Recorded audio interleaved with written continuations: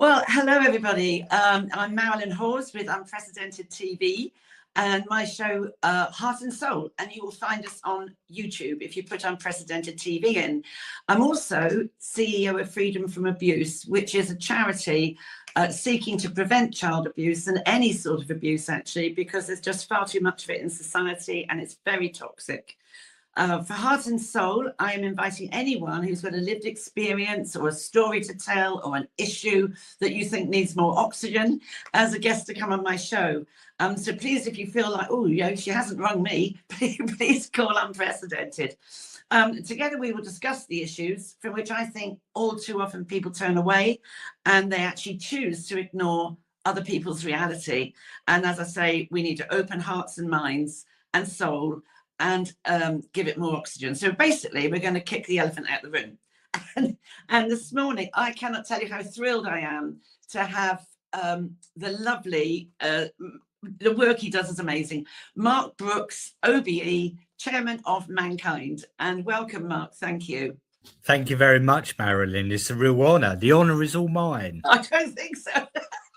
I'm a nobody, you're somebody. I mean, you've got an OBE, which we will talk about in a minute. But can you tell me, because I know people are very interested in how charities begin. How did you get involved with Mankind? Well, I got involved with Mankind. I mean, we're 25 this year, actually. We became a registered charity in 2001. And it was set up before my time, but only by about 5-6 years. So based in Taunton in Somerset, and you can tell from my accent, Marilyn, I'm a Southeast Londoner and still here. But because I'm the chair of the board, I have a slightly different role. So I don't run the charity on a day-to-day basis, but I have, if you like, the overall responsibility for the charity. And it was set up in Taunton because there was a number of men and women who had been affected by domestic abuse. The men because they'd been victims themselves, but also the women because they'd had sons or brothers who had been victims of domestic abuse. And they kind of coalesced around Taunton. There'd been Erin Pizzey had actually given a big talk in Taunton about fathers and the plight of fathers and around domestic abuse, including men. And a lot of the people there coalesced and set the charity up. I came on board about 5 years after that, primarily because I'd been a local elected councillor.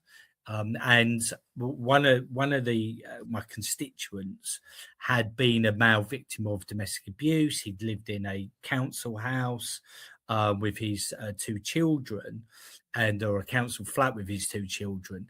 And his wife was abusive. She'd had a police caution as well, so it's proven. But the council wouldn't rehouse him and the 2 children because they couldn't get their head round the fact that a male could be a victim of domestic abuse.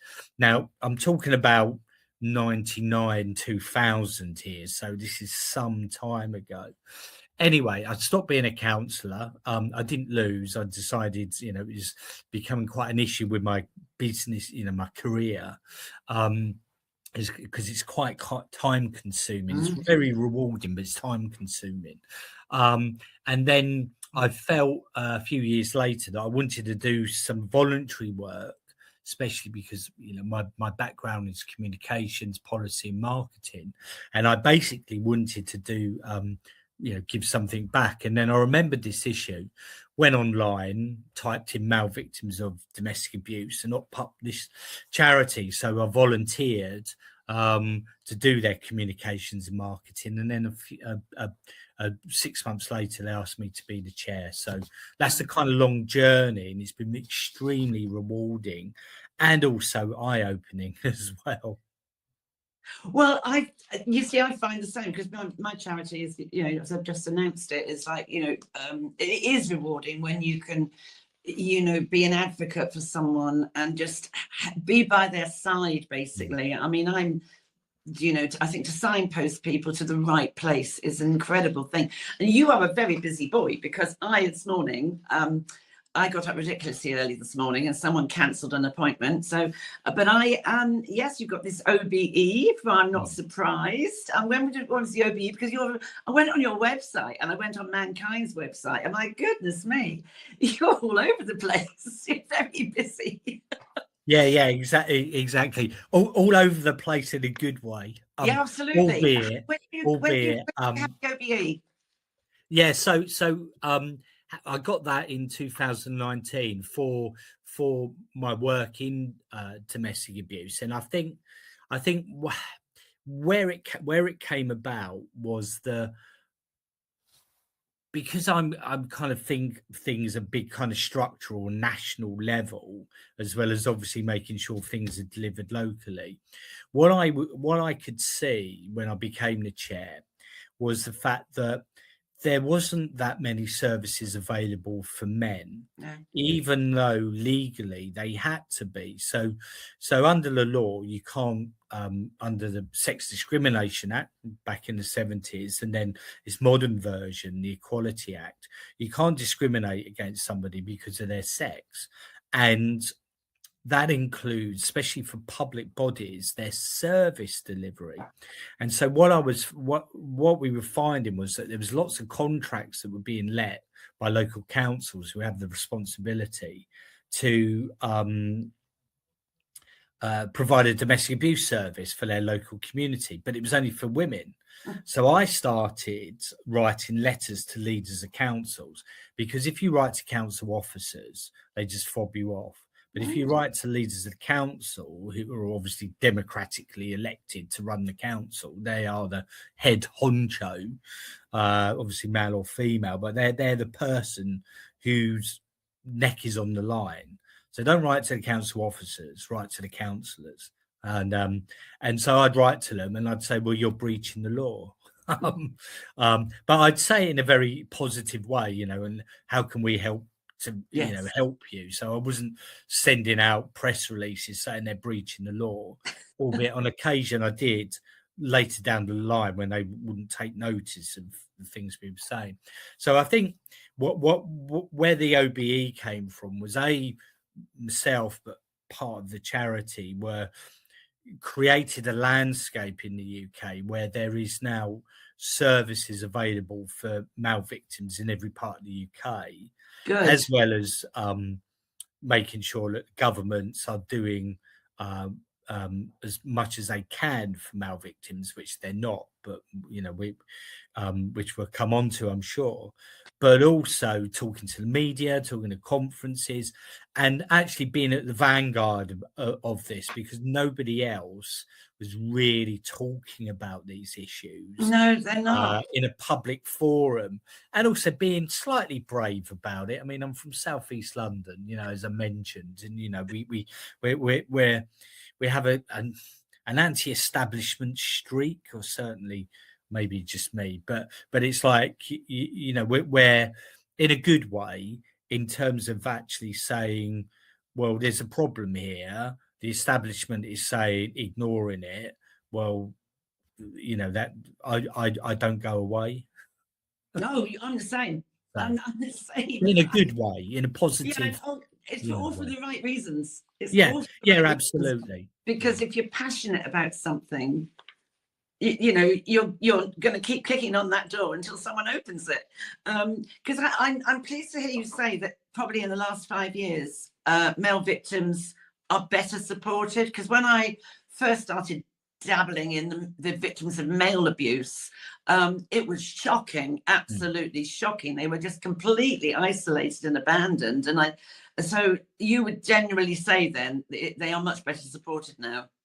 Yeah, but there's miles and miles to go. I mean, I think one of the issues is that they're better supported once they're in the system. Yes, for want of a better word, because there are all of these domestic abuse services available for men, and basically what happens is the council will commission a domestic abuse service. But part of that service's remit is to make sure that they're supporting male victims. So they're not necessarily specialist male services. They're just overarching services, but they will support men and are public about it.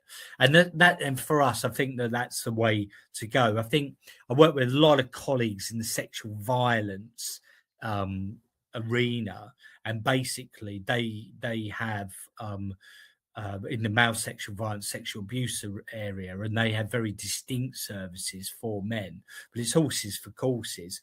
And also there just isn't enough men or women prepared and also have the acumen and skill and the finance to actually set up a parallel or separate domestic abuse service for men. And so you have to accept the world as it is. So it's better to have overarching services supporting male victims than actually be overly precious and have none at all.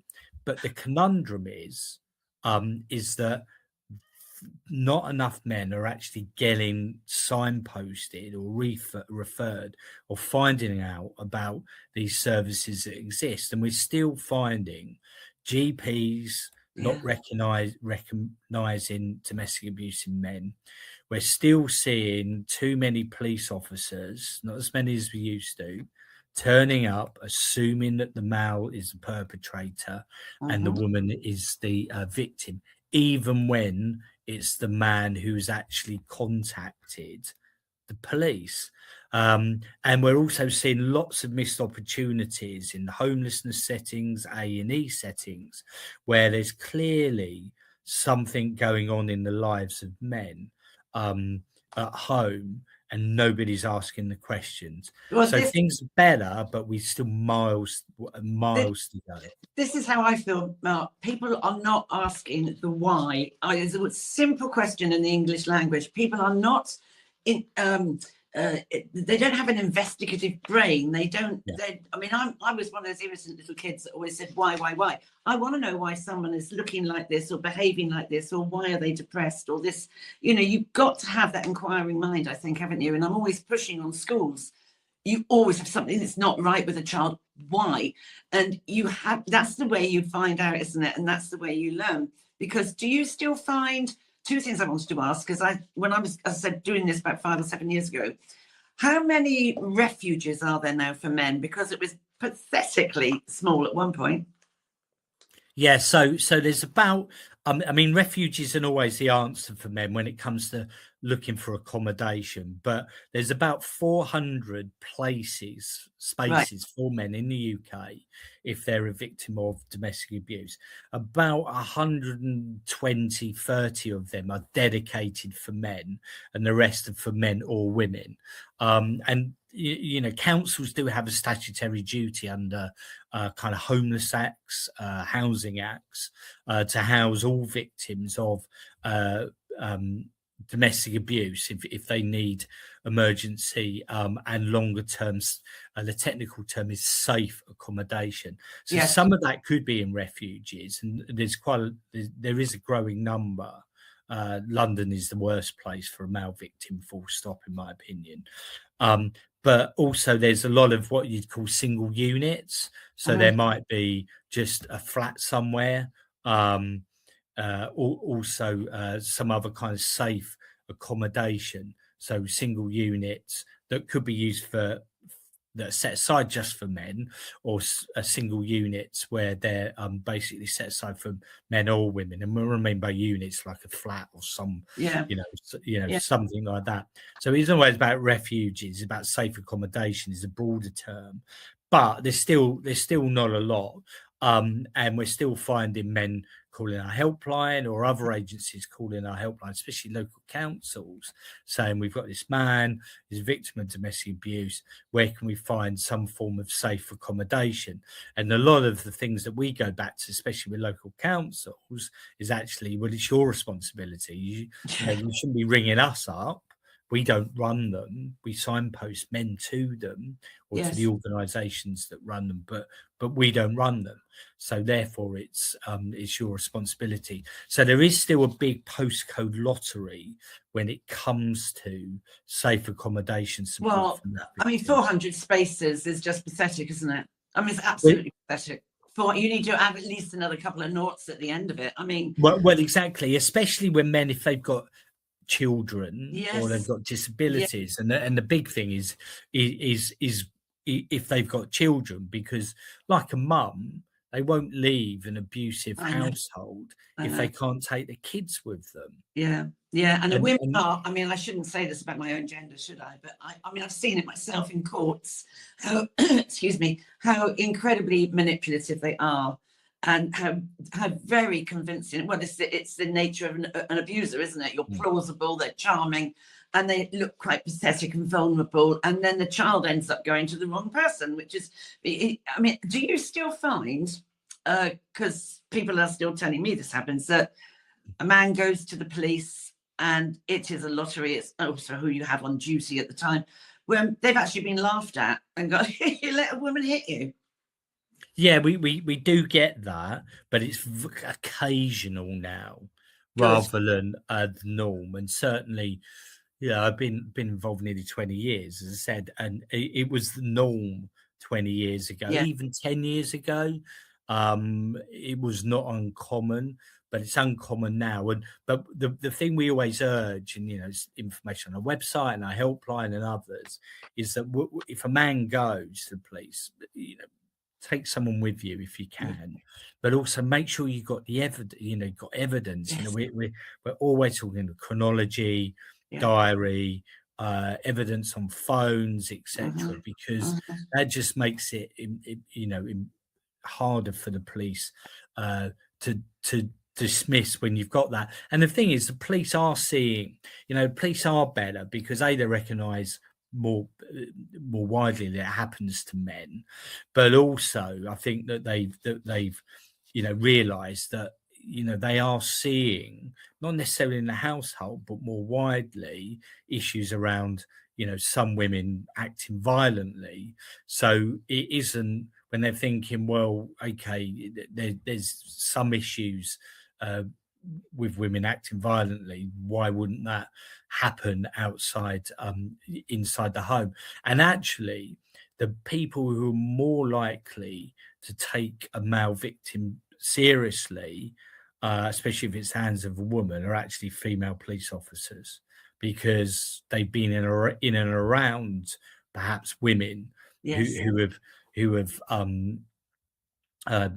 acted in that way, even through school. So I remember one talk I was giving and a discussion, and there was a lady, I think about mid 40s, who said, and these are her words, not mine. And she said, "Girls, we always remember the violent girls in the playground. Don't think some of them changed when they left school." That's true. And I remember that, and there was all these nods, and I was, I was almost like, a rarity to be invited into, the woman's world in that respect, because I was the only guy in the room. But it's really fascinating, that But people dynamic. don't change, do they, Mark? People don't change. I was bullied by, I can still remember a girl called Hilary Webster, her name was, Right. and I was bullied and pushed and hit around in the playground at school. And when I was like 4, 5 years old, 6 years old, and I am actually frightened of anyone called Hillary. If someone came up now and said, "Hillary," you'd see my shoulders go up. It doesn't leave you. And I often say when I'm doing training, that girl will be the same as a woman. They don't change, because the damage to your mindset has happened, hasn't it, in those early years with the trauma. Have you found, and I think I know what the answer is going to be, have you found an increase after COVID, during COVID, around Christmas times? Do you get a spike? Yes, we do. I mean, we've seen an increase in two areas. I mean, one is around, we do see it after Christmas, after summer holidays, and also coming out of COVID. And I think because I just think COVID's caused wide-ranging mental health issues for some people in the population that weren't there before, because so we have seen more of it happening, and we've seen more men come forward. And but the broad issue was, especially coming immediately after COVID, was that COVID made the existing domestic abuse worse, Yes. intensified it, because the man, this is also chimes with the experiences of women as well, from what I've read, is that you were stuck with a perpetrator, you had less opportunities to escape, and also some of the things about stereotypes were then used against you, especially if you were having difficulties in the job market, and also basically the security around any family. You know, what type of man are you, not bringing in enough money into the household? You should go out and earn a living. But we also found some stories where some men had called us and others, where basically their partner, female partner, was actually purposely sending them out into dangerous situations in terms of COVID related situations, about infections, just as a way of trying to harm them. I mean, it was utterly bizarre. So we have seen an increase during COVID and coming out, and it happens coming out of Christmas, summer holidays, where you tend to get a man who has had specific time, concentrated time, and then they think enough's enough. Because for a lot of men, going to work is almost like a respite from this. So if you're not at work, that causes an issue. And also, the pressures around Christmas and money and family, etc., can make things worse.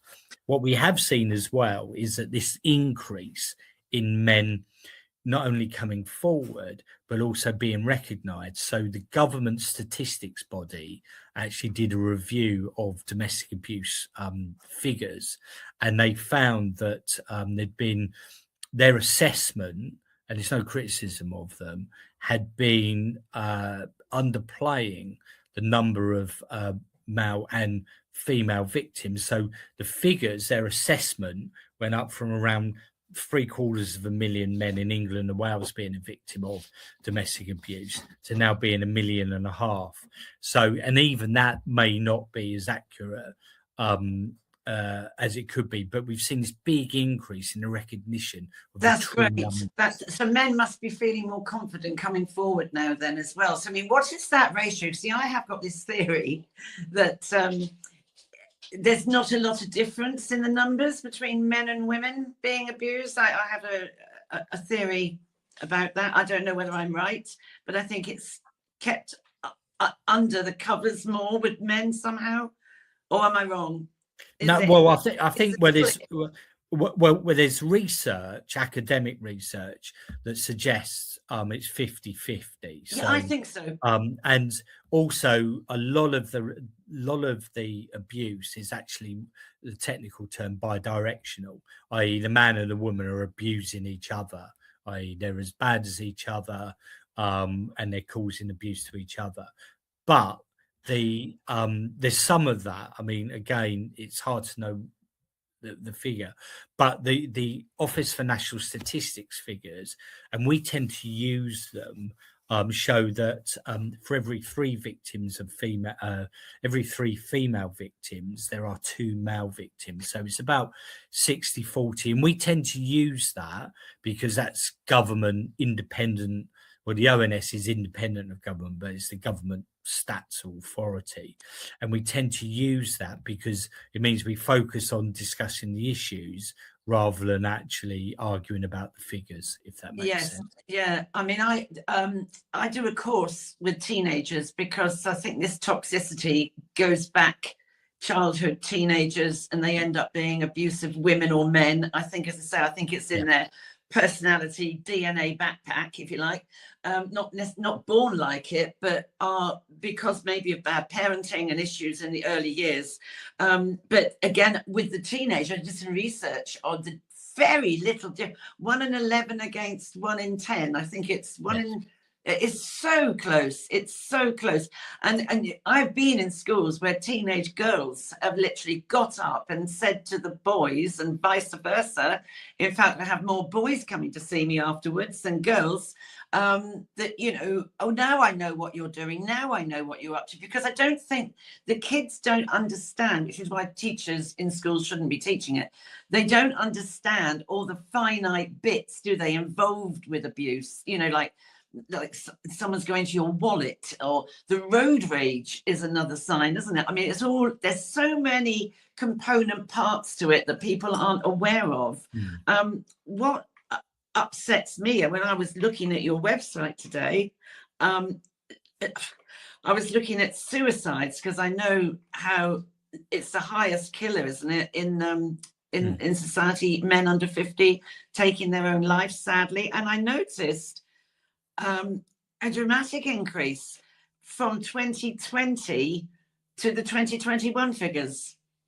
Yeah, absolutely. And you know, I work, you know, my day job is actually working on men and boys policy in the round. So obviously that covers domestic abuse, but it also covers men's health, and also boys doing well at school and jobs, etc. So a whole wide range of issues. And I've written policy papers for parliamentary groups on male suicide, so far broader than domestic abuse, but domestic abuse is an element. I mean, what we're seeing in terms of suicide more generally is that 14 men a day die by suicide in the UK, and we're at record levels really. It's over 5,000 men. It's so sad. I read it on, you obviously updated the figure, because I read it on your website this morning, which, you know, 30, I read, but you obviously, it's gone up, 13 men every day, which I thought was also interesting, frightening actually, that it impacts the lives of 135 other people around that one man. Yeah, absolutely. Yeah. So yeah, that's the thing, Marilyn. I mean, the figures have been going up. Part of that's COVID, part of that's around economic insecurity, but also when it comes to domestic abuse, I mean, what we're seeing is that we've estimated the figures, and we're going to do some more work on this, is around 3 to 5 men every week die by suicide due to domestic abuse. And actually a quarter of the suicide, some research has been done, quarter of the suicide homicides, this is governmental research, shows that a quarter of them are male. You know, I think it's higher than that. Primarily because a lot of the men are taking their own lives, and it's not been obvious to anybody that domestic abuse has been a factor in that. But you know, men, especially if they're feeling suicidal because of domestic abuse, because they're feeling embarrassed, there's stigma to it, they think no one will take them seriously, they've lost their sense of purpose, they feel hopeless, useless, all of those issues. And for many men, they see suicide as a rational decision. They don't see it as a clinical or a health problem. They might see it as a rational, in their minds, a rational answer to life problems they can't fix.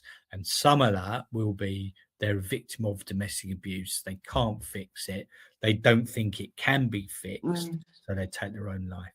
I think also there's that real fear of losing their children. I've seen women in court that have been the perpetrator, and then they accuse the man, the father, of abusing their own children, and then where do you go with that? The woman gets the kids. I mean, it is just awful. I mean, the figure I found from 2020 to 21, there were 204 more suicides, which is significant, isn't it? That's huge. That's huge. But what also I found interesting, I mean, this is 5:30 this morning, Mark. I was going through all this. They put me off my breakfast. Cheery material. It's a good job I work in this field, I think. But what amazed me was twice as many come from the Northeast. And I literally took a photograph off your website, where was it? 4 times more are in the building trade. Yeah. Why? Yeah, well, this is what we're trying to get to the bottom of. I mean, I think it's because there's more. I mean, I think there's just been the environment of being outside, but outside in all weathers, so it's not just outside. But also, I think that there is there's it's more precarious, the employment. Oh yeah. So there's more precarious employment. There's a lot more, especially if you're on big construction projects, living away from Oh home. yes, of course. And also, I think there's issues about just perhaps that the culture there is a bit more macho, Yes. and Yes. actually showing some form of weakness Yes.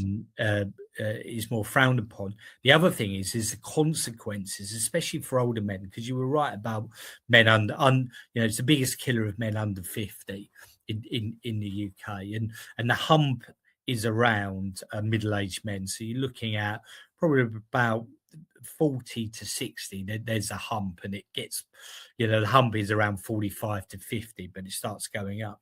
And the thing is, where that interplays with work, especially physical work, is that obviously the older the men get, they may not be physically able to do that Yes. work anymore. Yes. They might have Yes. been injured, or they're just getting old. I mean, What about long distance lorry drivers? Because I think that's a very isolated, and farmers, isn't it? Farmers. yeah, exactly. Isolated. It's that isolation, the lack Yes. of people around you, the Yeah. lack of perhaps camaraderie, and also that lack of sense of belonging. And the problem is that doesn't cause the suicide. It's other issues. So if you've got money problems, if you've got relationship problems, if you've got some form of transition in your life, and you see this with some men coming out of the armed forces, Yes. or some boys, young men going to university, for example.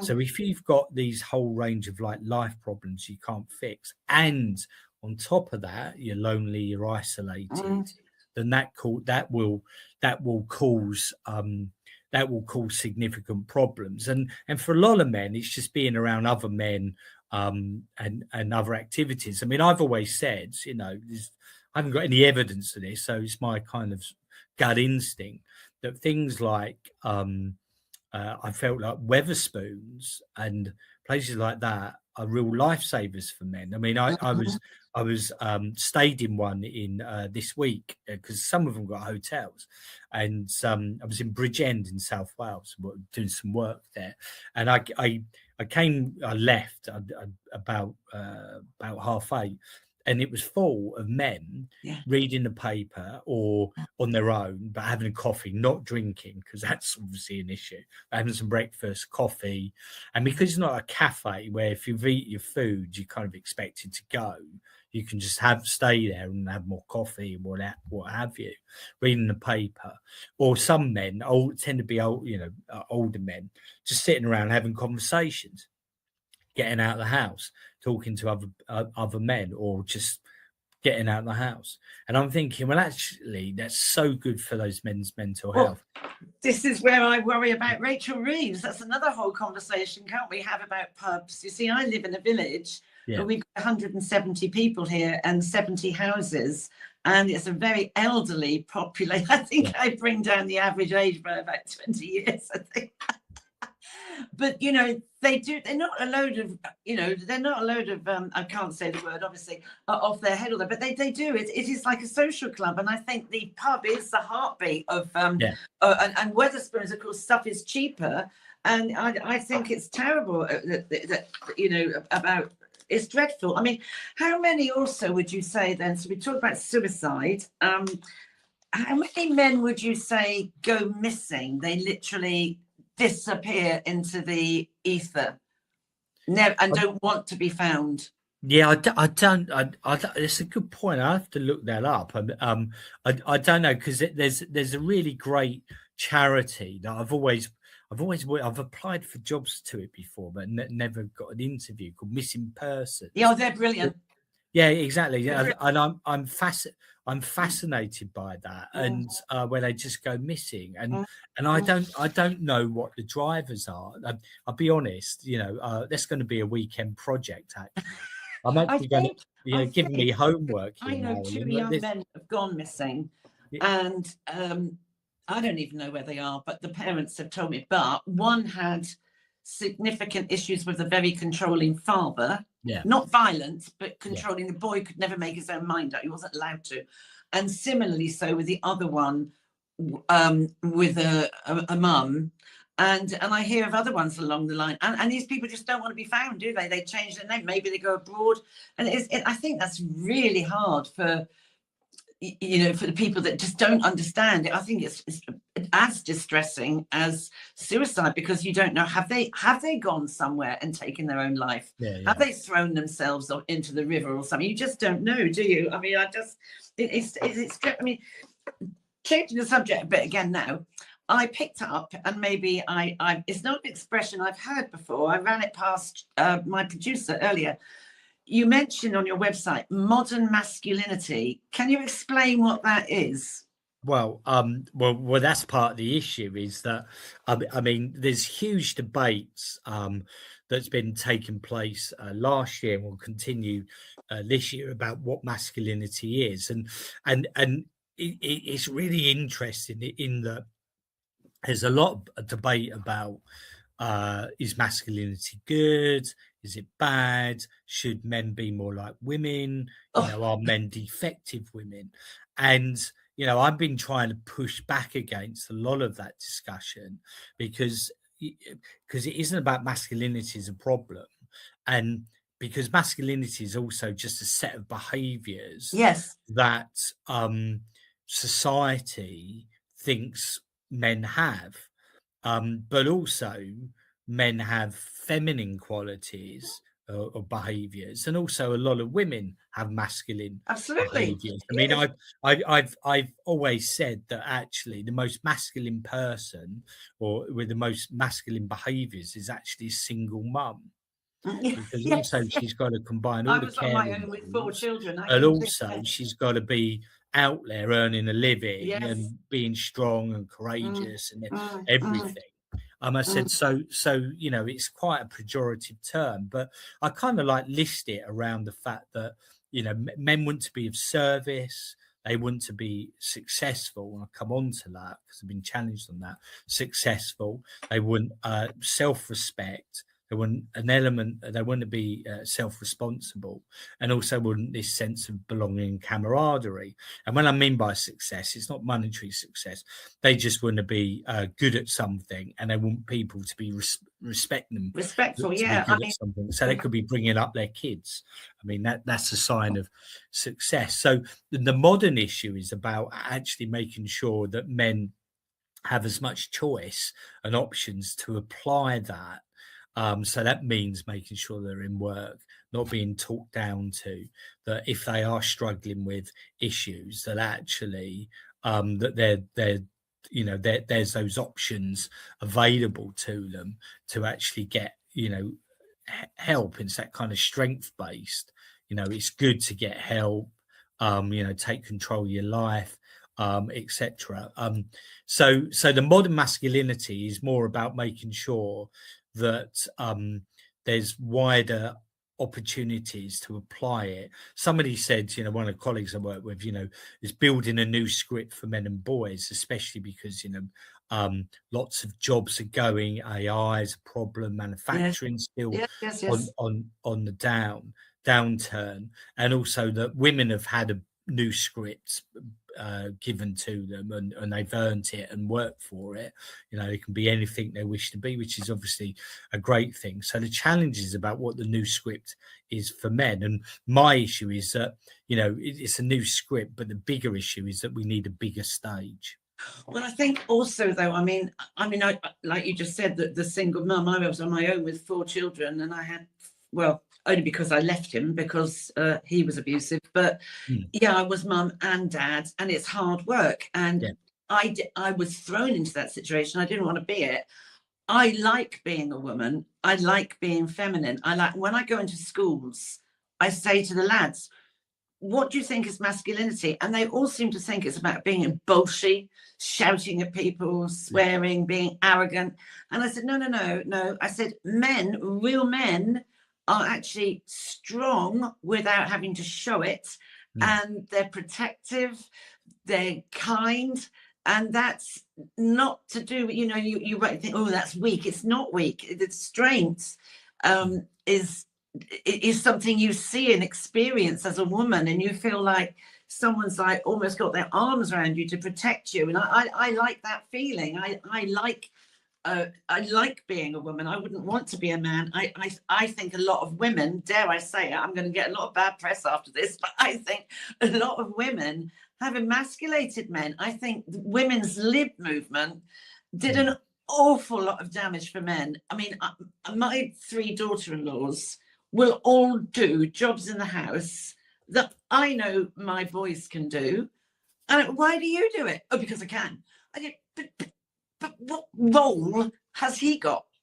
Yeah. What role? And I also think as well, and again, something that I have to say in schools, people are not teaching respect in schools. It's all about consent, and they're not teaching respect. And I think it's so sad. I wish I could do a thing on this. I don't think there should be the battle of the sexes. For goodness sake, we are different. Maybe I don't know. I just, somebody will say, oh, we're all the same. We're not all the same. Men have a role. And I think men have somehow got lost because they don't know how they should be anymore. And I think that puts the pressure on them mentally. And I think it's really, really sad, because the other thing, and I've got to get this in, is how do you feel? I know how I feel. How do you feel about the boys in schools now being put into misogyny classes? Well, I'm not happy at all. I mean, but also, I mean, the problem is the language, because they're not necessarily being put into misogyny classes. I mean, this is a difference between what's the reality and then the political language around this, because, and saw that with the launch of the Vogue strategy, is because and the political world's struggling to find the right language. Obviously, people like myself are trying to help them, and also with the other parties, is that, and we're quite challenging about this, is the fact that there was a lot of great progress in 2025 around coming out of adolescence, which I'll come on to, around the change in the narrative. And I've encapsulated it by saying the narrative changed from the problems that men and boys cause to the problems that men and boys have. And if you sort the problems that men and boys have, you will sort the problems that a minority of them cause others. But the focus has to be dealing with the problems they have. And adolescence was really useful, but it wasn't by intention, because adolescence was very demonizing and pejorative of not only teenage boys, but also schools as well, but also of working class men. I mean, I felt the portrayal of the dad was just abysmal. That, here's a guy working from 6 to 8 at night to make sure that the lights are on at home for his family, and that he was kind of demonized as actually that being a wrong, and he was the cause of his teenage boy's problem because he took his eye off the ball, etc. And it's like, no, this guy's doing the best he can. If you've got a problem, he's not the problem. It's the society and the world around him. And the same with the teenage boy. So after it came out and there was all this moral panic, and there was people on about toxic masculinity, and I'd written a paper, a joint paper with a higher education policy institute on boys, which was not going to university, which was useful because it meant I had something additional to put into the spotlight. And it meant I was doing a lot of TV, radio, and there were some great women also pushing back against this narrative. And after about a week, everybody was sort of like on our side, and on young men and boys' side, saying no, this is a wrong lens. Young men and boys aren't a problem. It's the society that they're in is the problem. Yeah. So, and it's not all young men and boys, it's some who have these problems. So so there'd been a lot of great work, and then the government had done a big men and boys reception on 10 Downing Street, International Men's Day, which I'm part of, and then they kind of undone a lot of it, and there was a lot of people upset, men and women, in the men and boys sector when they came out with a new Vault strategy, which is vitally important, and then said, "Oh, we're going to, teach boys like something out Clockwork Orange, they're going to sit there with their eyes prized open, and watch videos telling them not to be misogynists." On the default position that they're all misogynist by nature, but the reality is that there are organisations going in the schools talking about masculinity and issues. I have concerns about their lens, that actually they're only really, they see all boys as a problem to be fixed, that they're not inspiring boys, that they're talking down and at them, not talking with them. I think if I interject here, having gone into schools, and I was a teacher, I see a lot of middle-aged menopausal women who are just clicking away on their heels in the schools, waiting for their retirement, who just don't understand boys. They don't understand.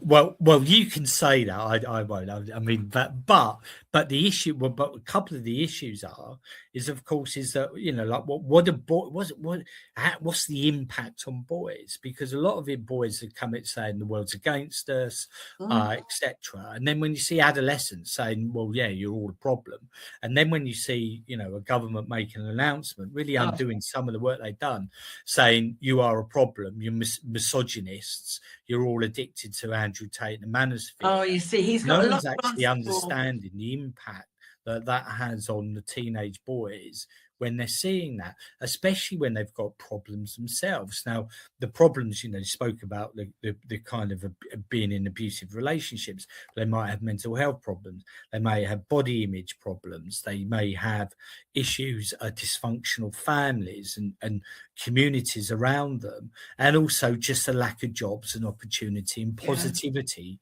and inspiration in their lives. So, you've got to fix those.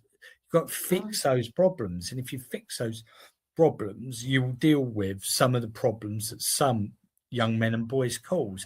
And I've gone on where people said, "Oh, masculinity, male privilege, patriarchy is having an impact on young men and boys," and I'm saying, well, you can argue about that, and I've said they're quite Marxist constructions of life, but putting that aside, I said, but can't we just get boys better educated? Can't we make sure that they can learn a skill, and can't we just make sure that they've got a job so that they can move on in their life, that they can see the future of actually being able to own their own home, to have a car, to basically have enough money to move out and bring up a family and get married or whatever they want to do.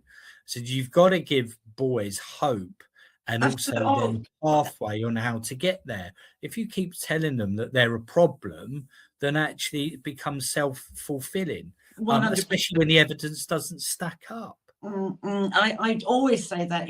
I've always said to my own kids, and I say it at the end of every show, and you are doing this, you're giving people hope. If you take people's hope away, it might be the only thing that they've got left. And, hope is just so important that you hang on to it. And I totally agree with what you're saying. And I think boys, I do really, truly do feel sorry for boys today. I mean, do you see also, and this is another little theory I've got before we have to wind up, because someone in my ear is going to say to me, "Oh, a minute, you've gone on." But I have this feeling that there's not enough support for men when they become dads. And I think it's a massive change. So you've had this woman in your life and everything's hunky-dory and you're all loved up and you're making this baby, and then baby comes along and mummy is definitely going to change because she's carried a human being for 9 months and pushed it out or had it pulled out. And where does that man, I just feel, I might be wrong, but I feel new dads, because we need dads, and we need dads. There's a reason why we have mums and dads, and we need them to be, especially if you've got a boy, be good mentors and role models for their sons. And you know, I don't. Do you see any of that come your way at all, though, with that new dad struggling? Well, I think there's better recognition, and there's a massive campaign about improving paternity pay, parental leave, shared parental leave. Yes, there is, especially for new dad. But there's a lot of talk, but there isn't any action at the minute. But there's a lot of pressure on the current government to make some changes on that, which is really good. But I think